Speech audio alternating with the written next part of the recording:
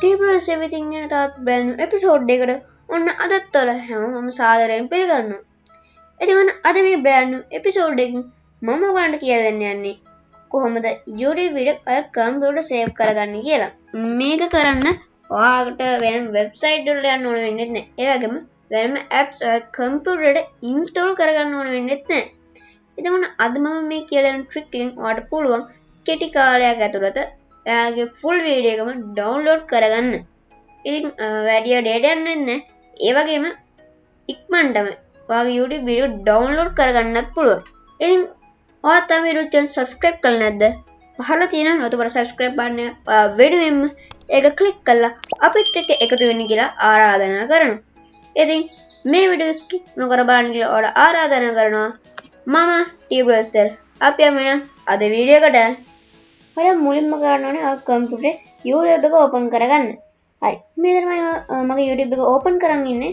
ඊට පස්සේ ඩවුන්ලෝඩ් කරගන්න ඕන YouTube වීඩියෝ එක ක්ලික් කරන්න. හරි මම මේ දෙයක වීඩියෝ ක්ලික් කරනවා. හරි. මේ ක්ලික් කරාට පස්සේ ඔයාලට බලා ගන්න පුළුවන් උඩින් ඔයා ක්ලික් කරපු YouTube වීඩියෝ එකේ link එක තියෙනවා. ඉතින් මෙන්න මේ විදිහට මේ link එක උඩ ඩබල් ක්ලික් කරන්න ඕනේ. ඊට පස්සේ බලා ගන්න පුළුවන් මෙතන www.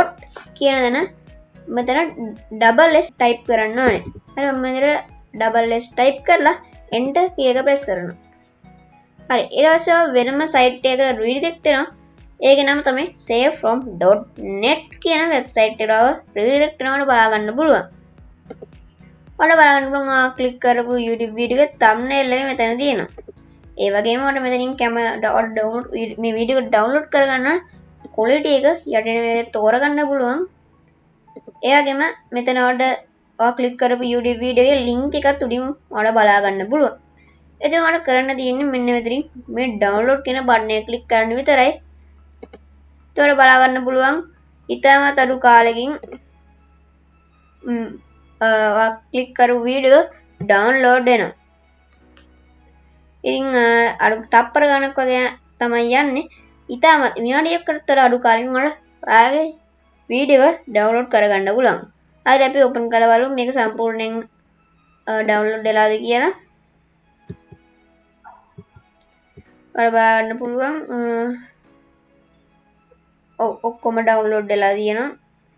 ඉතින් හොඳ quality එකකින් මේක ඩවුන්ලෝඩ් වෙලා තියෙනවා. අතනින්